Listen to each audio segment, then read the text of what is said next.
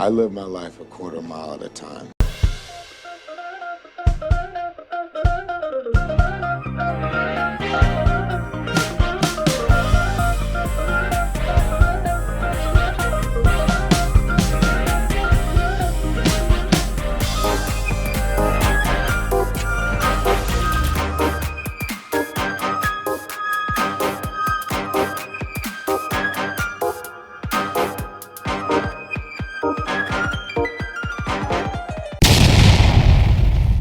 Welcome back to the Quarter Mile Podcast, Episode 2, Season 3. Here we are. If you're here, you're probably either you're a big fan of the Chronicles of Riddick and you're They just are. joining us, They are. or you're someone who's been with us and you know the deal. We don't need to tell you about the whole saga of how we started with Fast and Furious and now we're here, but I'm basically already telling you that saga. Anyway, It's not a bad saga. yeah, it's we started. We are the world's leading Fast and Furious themed movie Come on rewatch now. podcast, which means we now we're at the point where we don't do Fast and Furious movies. Yeah, we don't have to anymore. That's season 1, and then we did movies around that in season 2, and now we're just chatting about action movies. So Because we like action. we love action. I'm all about all the action I can get.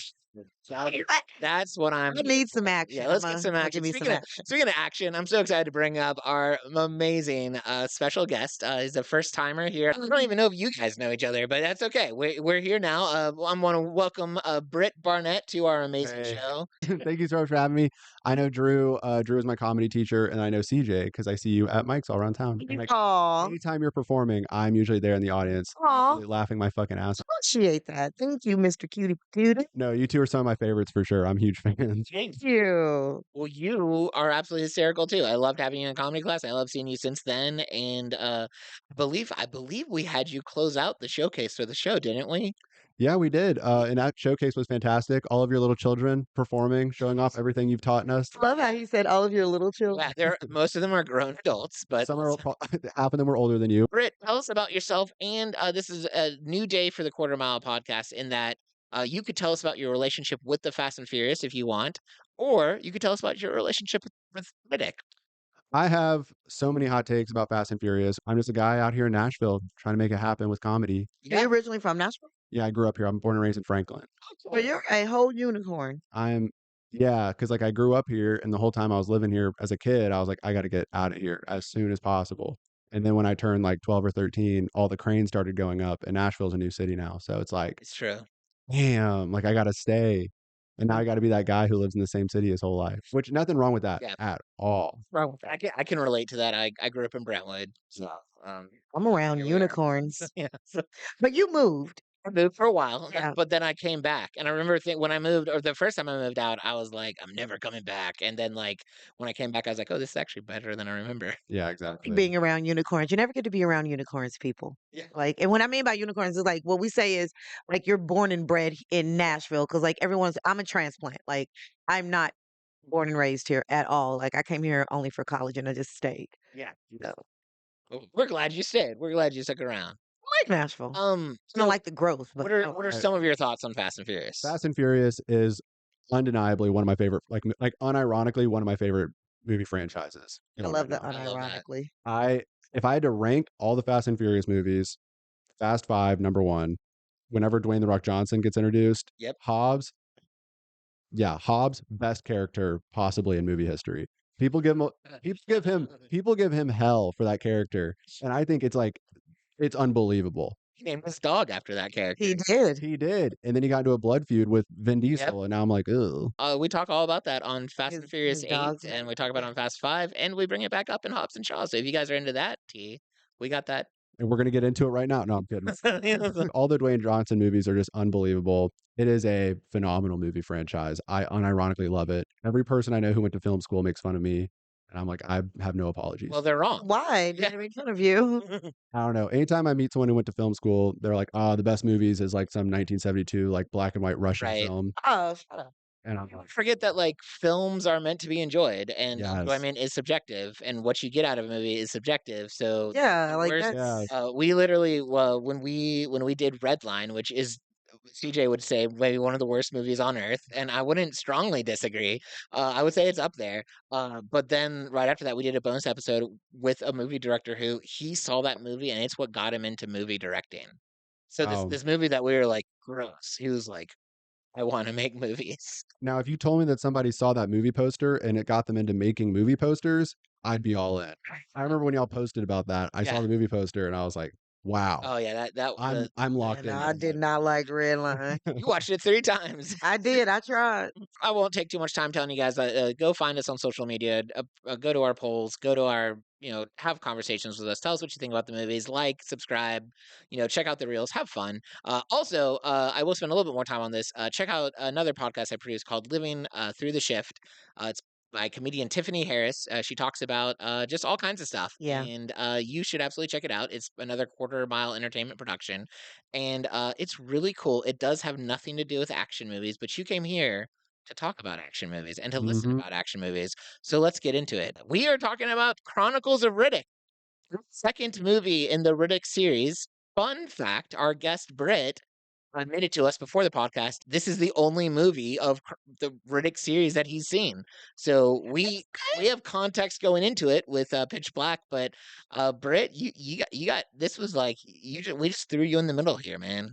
I thought that I should probably watch Pitch Black to get some perspective, but then I thought I'm into it with a neutral eye, total objectivity, just judge Chronicles of Riddick for what it is, appreciate all the nuances, pick up what I can, and we're talking about this movie. No reason to bring up the other ones. No reason Yeah, at all. absolutely. Now we're bringing up all the other Oh, ones. Just no reason. And apparently, this is what we learned last week with Andre as our guest. There's so much context with this whole Chronicles of Riddick stuff. This is my Hate to first hear time that. watching through the series. Yeah. I thought there was just 3 movies. Turns out there's 4 movies, but then there also turns out there's another movie after the 4th movie. Yep. Turns out they're making a new movie. Also, there's like a book series and comics, and like it's a whole world that this podcast has just become a Chronicles of Riddick. I liked it because, like I said, it's different from Riddick. I mean, it's different from Pitch Black because Pitch Black and Chronicles of Riddick are 2 totally different, but it still follows. Yes. So it's that's why I like it. The thing that either confuses people or they don't like, or honestly it's whatever, it is what it is. But Pitch Black was supposed to be its own movie. Vin Diesel's character Riddick was supposed to die in that movie. That was part of it, but they left an opening, just cuz. And then because of that, and because the movie went so well, they're like, well, let's make another one. But when they made this one that we're talking about today, you can see a total shift of character, Yeah. new things. Yeah. He was the kind of the criminal who the anti-hero who Yeah. kind of ended up being good at the end of the movie, which Pitch Black, which is supposed to be a standalone movie, now he kind of basically becomes like, oh, it's a destiny to save the entire To save the yeah. yeah. Yeah, he's the total anti-hero. And then some of the same characters from Pitch Black are in Chronicles, like Iman and Kyra. Kyra, Yeah. we'll get into it, but because of this movie right now, she's currently the most interesting part of the series to me, like her dynamic with Riddick. Love each other. Yeah. I think she loves him, and he has kind of that like, Like her. mental. He's just You think there's something sexual there? I don't think it's anything sexual. I think he loves her for who she is and just because she's there. I think it's like a mentorship kind of love. Yeah, that's what I'm saying. Like, I love you. What do you think? Love from a position of power, mentorship, I would agree. the most beautiful kind. Yeah, I would agree. That's adorable. Vin Diesel, famously one of the most sensual actors. And I mean, he's one of the most what is sensual. it? What is it with this man and every old woman he ever acts with? Did you see like there's stories about how he begged what's her name, Judi Dench, to be in this movie. Like he pestered her online. He really Dame wanted Dame Dame Judi Judi Dench. I apologize. And then bringing it back to Fast and Furious, him and Helen Mirren. It's Okay, I think maybe he has an attraction to I- older women. I think Or he's or the actor in him maybe want to test his acting chops. Oh, okay, that's a nicer way. I think he's got a thing for said- older ladies. See, I tried. I was like, maybe he wants to be like, look, because Helen Mirren and Dame Lady Dench, like, come on, Yeah. like some actors. Yeah, that's true. Got some real chops They're going on. hot. They are Undeniable. pretty. I mean, they are Okay, so yeah, well, he's got good taste regardless, whether it's sensual or just good acting. just good acting. Exactly. Shout out. Let's do a bit of a movie overview here. Let's go. So, movie came out in 2004, I think, or 2004. It was 2004. 2004. Okay, so they spent around 105 and 120 million to make this movie. They made about 107 to 115 million. So they didn't. So it was a bit of a break-even project. I was just about to say they didn't fall. They just kind of. Yeah. With movies, they don't include the marketing budget. Oh, so then so that They were might probably way behind. yeah. If you factor Oh, this is a True. passion project for at least Vin Diesel and the director David Tui, Tui is okay. So that's what a lot of people on Reddit were talking about, like how this was such like a passion project for them. So, I guess maybe they're cool with the fact that it maybe didn't get a lot of the food on the table. We had a fun cast here at Chronicles of Riddick. That makes me sound like I'm at like a whole hotline or something. Right here at Riddick Online, we like to get together. Anyway, Vin Diesel, obviously, Dame Dench, who I had no idea she was in this movie, and and here's the funny thing, she talks about in an autobiography later, she had no idea what was going on for this entire movie. She didn't read the whole script, she just read her parts, but she's like, but I had fun. Like, but I just had Who said that, Sandy? yeah. I love her. Yeah, she was just like, I don't, like, I don't know what that movie's about, but it was a good time. They had Combe Fiore as Yeah. Lord Marshall. I didn't recognize him in this movie. Well, I did, but like, I was like, where do I know him from? And some of the other stuff he's been was Thor, Umbrella Academy, and Face Off. So if you're like, Face Off. so yeah, that was a good. I forgot about the movie until I saw it in the credits. I was like, oh yeah, good movie. Then Thandie Newton as Dame Vaco, and I also just want to say my future wife. Sandy. Oh my gosh, She's amazing. yes, she very much is. She kills in everything she does. Very much so. I fell in love with her in Mission Impossible 2 when I saw it in theaters back in high school, and I re-fell in love with her this morning when I watched this Would you movie. watch this Oh, movie? okay. Yeah, Carl Urban as Lord Volko, but I think of anytime I see him, I think of him boy, the boys, right? That's his big role right now. But it was weird seeing him with like a long mullet. And then we had Alexa Davalos as Kyra slash Yeah. Jack. She is in this movie. She's my favorite character because, and it's not because of her specifically. Although she is pretty badass in this movie, it is the dynamic between her and Riddick, and how it came from the first one. And I thought it was a really good plot move for them to kill her off at the end of this. When she came in and when they were in the prison, like when he got imprisoned, to me, that was when this movie started getting good. Yeah. You know, when you were going over that in the cast, Carrie Hilson is in this movie. Yeah. And you know who that is, right? I don't. Yes, you do. I do. Okay. I'm gonna you know the song and you're gonna be like, shut up. She's a singer. Yes. All the pretty girls rock, rock, rock, do the pretty girl. Yeah. That's the girl. Who is she in this? Could not think. That's what I have to go back and look because I'm like, she had to be one of the oh, I'm gonna go back and look again. Yeah, maybe she was like a prisoner. I don't know if she was. I don't want know to if say she she had a was a big part. prisoner, I don't but think. Yeah. the fact that I looked at it, and I was like, wait, Carrie Hilson, I had no When idea. did that song come out? Was it Pretty Girl Rock. Oh, it was early because was it after this movie or before? this was after the movie. My name is Carrie. I'm so very. I don't remember when that movie came out. The movie came out in This is 2003. 3. Pretty Girl Okay. Rock came out in 2005 or 6. Okay, my guess would have been earlier, but that also works. So, In 2004. so And then Keith David is back in the movie again. right, absolutely. Love Keith David. You know, I didn't much care for him in this movie. I should say he did great. He did fine. Yeah. I thought this movie should have picked up when they were in prison. I thought this. I agree. I agree. I don't. That the whole like he's the Rick turns out to have been destined to be the one to save the universe. And this probably could be interesting your take on this, Britt, because you didn't see the first movie. But in the first movie, dude, this is this guy who's escaping prison. He's not a great guy. He ends up being a better guy at the end of the movie. Like it's fine, Yeah. but like, he doesn't strike me as like I'm going to go out of my way to save the you. universe. Yeah. So I would have loved for it to start with he somehow got in prison. And then he meets the Because they girl. don't talk Yeah. about that. Yeah, no. And then maybe she gets kidnapped and that's what gets him to help, save the universe. But like his motivation shouldn't be like, I'm gonna do the right thing. Have He you does say that. may I introduce you to something called the Fast and Furious franchise? Never Yeah. seen it In before. the subsequent movies, the plot goes a little bit supernatural and like hero-y. Yeah. Where he goes from carjacking to working for the CIA. Yeah, that's the That's same Vin thing. Diesel, that's Vin Diesel's whole that's his whole that's the vibe. thing. That maybe he's like, I like to take characters and turn them into something else. And that could have been what he did with this one because Richard, I love that his name is Richard. the fact that his name is Richard. Oh, they don't mention that in this movie, but in the other movies, they make a point to at least once tell you that Riddick's first name is Richard. Richard. Wow. You didn't know that? Isn't that a fun little I useless piece of information? I remember like briefly seeing that on like a plot summary, and I was like, "That's a typo." Like, that's No. like a director. Yeah, No, Richard B. Riddick. Riddick, I yeah. thought that was like headcanon. That's crazy. I just Now, what is his middle name? Benton. I want it to be the whitest. Like he before he became a criminal, before he had to do all the stuff he had to do, he lived in a mansion somewhere. I was gonna say Brighton. Brighton, Brighton. because of his eyes, bright. That's good. So, Thank I you. like that. Richard Brighton Yeah, Riddick. Richard Brighton written. He used to have a butler. He did. The year of this movie, I don't know why I remember this, but I read it somewhere, is 2548. So, back in the early 25s, Okay, pre-Dune, right? Yeah. modern time. Gotcha. Yeah. Just grew up in a farm. I love how he's, his eyes are like he's grown by now. Like, you're gonna get these eyes. Yeah. Yeah, cataracts. I would have loved for it just at the very beginning of the movie, he had a beard and all that long hair. And I knew it wasn't the classic Vin Diesel look. I knew it was gonna go at some point. Yeah. But part of me is like, what if he just stayed like this the whole movie? I would have enjoyed that. Just this gruff. I would have enjoyed hair Vin Diesel.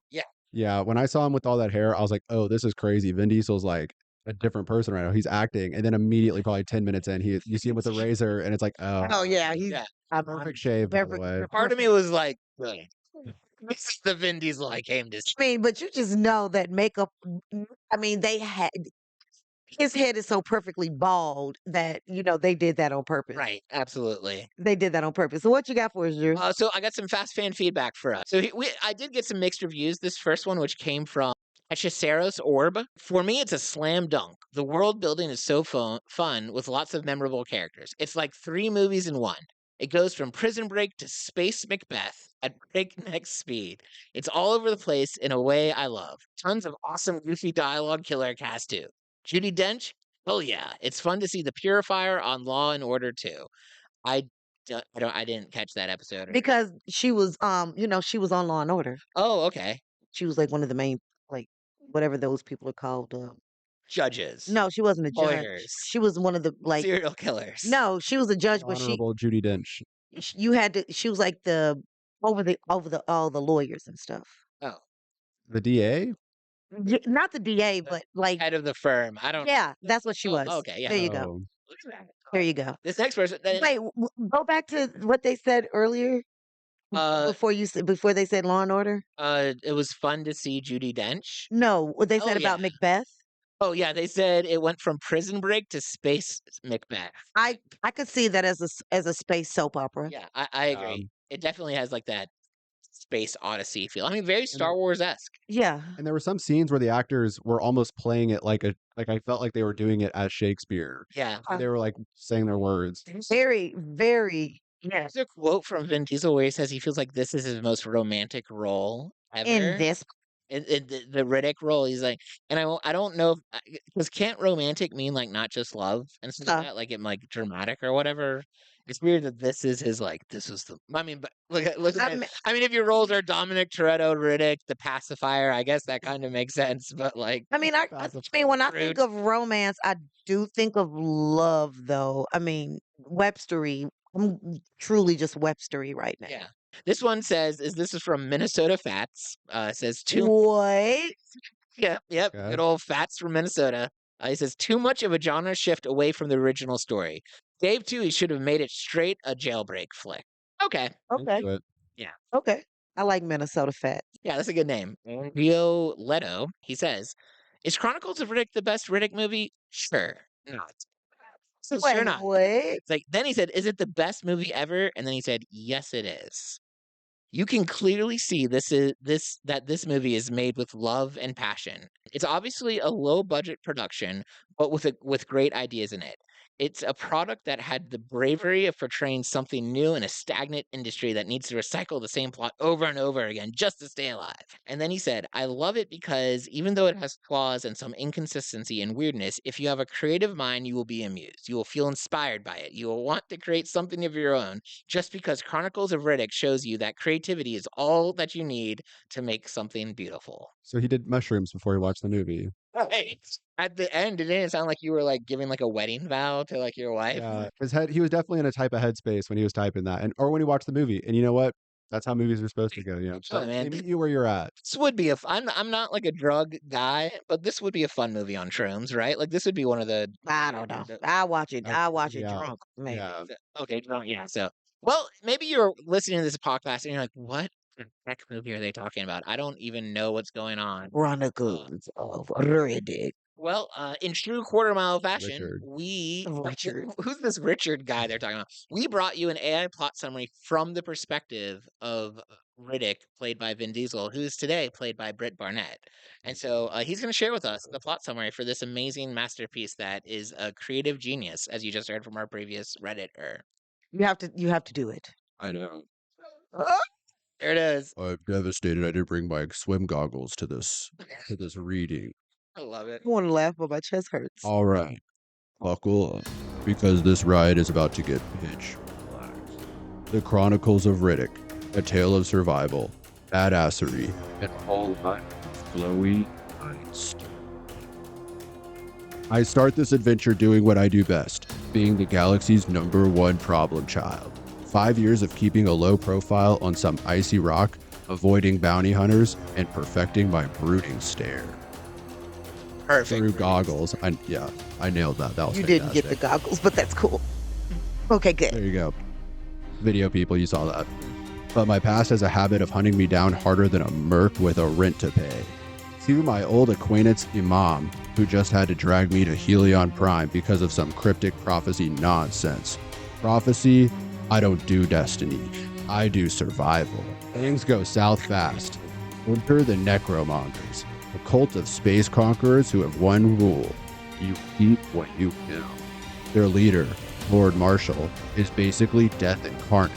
He's got the power to suck your soul out faster than you can say bad life choices.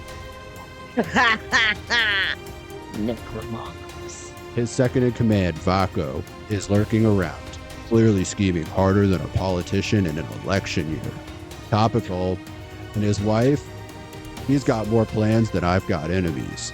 So naturally, I'm not about to sign up for their dystopian space cult, and I make that very clear by smashing a few heads and getting thrown into crematoria, the worst prison this side of the galaxy. It's called crematoria because the planet's surface is hotter than a summer in Death Valley. Singer. And every morning the sun decides to roast anything that's not underground. Great vacation spot, really, if you're into real estate. Inside, I reunite with Jack, now going by Kyra. So Yeah. aggressive, who has spent the last few years turning herself into an even bigger badass than me. Well, almost. Together, we pull off a prison break that is roughly 10% strategy, 90% punching people. The mercs regret every decision that led them to me, and before long, I hitch a ride back to Helion Prime for some unfinished business with the Lord Marshal. Turns out, I'm a Furian, which is basically the one thing Lord Marshal fears. Lucky for me, this means my rage-fueled rampage against the Necromongers is more than just personal. It's destiny. I'm not the type to embrace grand cosmic purpose, but I do embrace punching arrogant warlords in the face. In the final showdown, Lord Marshal pulls his best disappearing act, zipping around like a cheap magic trick. I love cheap anyway. But I'm fast and furious. With a well-placed kill shot, I take him down. That's when things get weird. Because apparently, the Necromongers follow that you keep what you kill nonsense to the letter. Which means that after defeating their leader, I am now King Riddick. King Richard. Nice. Topical. And now I'm in charge of a genocidal space army. All I can do is sit on that ridiculous throne, look at my new subjects, and think, well, this wasn't in the plan. That is all. Thank you for listening. Great job. That was so great. I love the I loved everything about it. I love the additions that you threw in spur of the moment. That was fun for me, and for us, and for everyone listening. I loved everything about it. Richard's so topical. He's so hip with the news. Yeah, yeah. Look at that. Okay, gang. What thoughts do we have and opinions do we have of this movie? Let's just open it up. We've read some other people's thoughts. We've read an amazing summary. What are your big takeaways of Riddick and the Chronicles of him? Nothing to do with the plot. No, Just off the bat, because this is the first thing you notice when it starts. This is like number one movie all time of insanely quiet dialogue and Yeah. and insanely loud special effects. Yes. I don't know if that's like a movie theater thing No. or like why they mixed it that way, but something between the years 2002 and 2009, they're like, all right, guys, we're gonna make them This. we're gonna make them turn the volume all the way up to hear what they're saying, and then we're gonna burst their eardrums. Yeah. I would agree with that because I was literally like straining, like, what is he? Everything Riddick with Vin Diesel was like muttering the whole time. I was like, the whole You time. know what you must do. What? What did you say? What? I literally didn't catch the last line of the movie and read about it later. I was like, Like I will agree. Like everybody's dialogue was very even Sandy, Yeah. even hers, and she's a powerful actor. Even Dame Dench, yeah. she was quiet. You know what it is? In the year 2500, they are really intentional about audio damage and like headphones and stuff like that. So everyone just learns to speak a little softer because there was a big like death plague. I don't know. Maybe the Furians destroyed everything, Yeah. and that's why And they're not ready to talk about it they're or not ready. admitting it. They're not ready to talk at all because they don't talk. Yeah. Yeah. It's a very sensitive culture. High ceilings. Ear ceilings. They're ear sensitive Yeah, and high ceilings. That Yeah. makes sense. just not a very audio conducive environment. Sounds No. that travel well in space. I honestly did though enjoy the movie, minus that though, because I really was straining. Like, what is he saying? Mhm. But you really did have to pull it up. But I liked it. I liked from where it started. I liked the characters, especially Marshall. Marshall is ruthless. Yeah. Marshall was ruthless. Marshall might have been my favorite. He was a good evil villain. He And was. He was the ruthless. other guy was run by his wife. Yeah. The other guy was like that. Yeah. But Marshall was between her and Vaco. You know, she Yeah. wants to be powerful too. But Marshall, he wasn't giving it up. Yeah. He wasn't giving up that power. I liked his character throughout the whole thing. Throughout the whole thing. The whole stealing souls thing was pretty cool. That was cool. I did like that. That was so weird and so bad and so cringe, but I was like, Yeah. oh, he did it. Good job. And then when Like, I would have been that person in the mirror, like, girl, you got it. Yeah. Go, good job. like you would have been one of the audience or the spectators like, Yeah. oh, watch No. Like, that part I like. That's probably one of my favorite parts, the soul snatch part. Or when he tried to take Vin Diesel's soul. That was it. That was it for me. I was like, Did he say fuck off? Did he just did. back and He did. He was like, fuck off. I was a kid. I was a kid at that part. So no, that's what I gotta say about it. Those are my reviews. Was that movie PG-13? This one was PG-13, Yes. so that was probably the one F-bomb. Well, no, there's another one in the beginning. Like when he gets into, is it Tombs? Does he say the F word? He says he's like, Tombs is like something, and he was like, like, I'm fucking Riddick, or he says something like that. Yeah. He says something like that in his. See, it was so low, couldn't hear it. No, it was muttering that it got past the It got past the the people. yeah. Because I thought they burned it pretty early. I was kind of surprised. Yeah, because Did the- not hear that. one of the critiques of the movie was because they went from R to PG-13. They tried to make it more like kid and everyone friendly and stuff like that. So like we know for a fact there's If he said that, he had to say it. maybe like he would argue like, yeah, it was just FUC, but I didn't throw it out the hard K or something like that. Yeah, because I swear I didn't hear it. I heard the one that I did hear, but I didn't hear the first one. My favorite scene of the whole movie was the teacup killing part and Yeah. the way he so I could kill you with this teacup. And then he did. Yeah. I was a big fan of that. I enjoyed that part. I've said this already, but Kyra's the best character, and only because of her dynamic. That was the most interesting part to me. She had a good from the start to finish. Like her overall arc was Yeah. was good. At first, I thought she was going to be slow for some reason. Yeah. Was I wrong in thinking that? Well, I mean, she's gone through a lot. She's got a lot of trauma. I think that's what makes it make so much sense that she's like a weird person because, like in the first one, she was like, I had a hard time in the first one figuring out who's crazier, Riddick or Kyra / And Jen. I loved her in that first Yeah. one. That's why the second one I was like, now what's Yeah, and then wrong? in that one, I mean, but then I like the storyline of like since she was a small child who was in a blowing up planet, almost lost her life, and had to Yeah. see all these terrible monsters taking out all these things, which I feel like you'd need therapy afterwards. But then you learn her story that and she tried to go after Riddick, but then she got caught up and became a slave, and then she became a bounty hunter, and then like girl's got some issues. Yeah. Yeah. And when you watch her, you're like, I feel like the he was issue. pushing her too. Like I feel like he was always pushing her. Yeah. Yeah, and the best example of that is when he yells, "Ira, Ira, get your ass Moving. Right. Yeah. So inspirational. So like you have to do this. Well said, Richard. Thank you. You ain't gonna call that man Riddick for nothing, are you? You ain't gonna say Riddick for Yeah, no, nothing. that's a Richard moment. Yeah. So if we were to, okay, so have you seen the next movie, CJ? Not yet. I haven't either.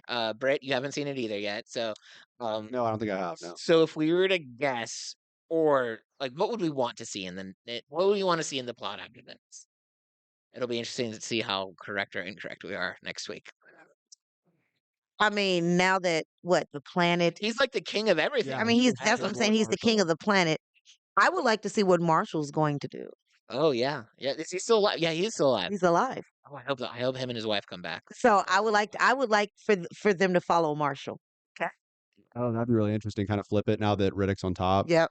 Yeah. Follow their rebellion. Mhm. to that. Maybe the next movie is all about some nefarious thing he's gonna do. That's where I'm at with it. Here's what I want to see.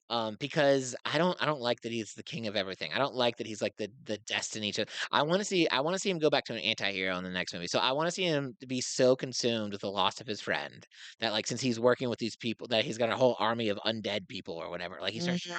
Mhm. So in his madness of trying to like restore her life, he goes down like a really bad plot and does bad things, and someone else has to stop him. And then maybe at the end of the movie, he's like, "Oh, what was wrong? I shouldn't do that." But like, I don't think this is the case. But I think it'd make for a cool plot if he went back to being a not nice guy in the next movie. Is that okay? I don't think that has anything to do with the actual plot. No, I, but I see where you're going. I see where you're going. if I was the lord of writing plots, that's what I would. Okay. That would follow really well with him getting all the power and everything, and then him being already a mentally unstable Yeah. person.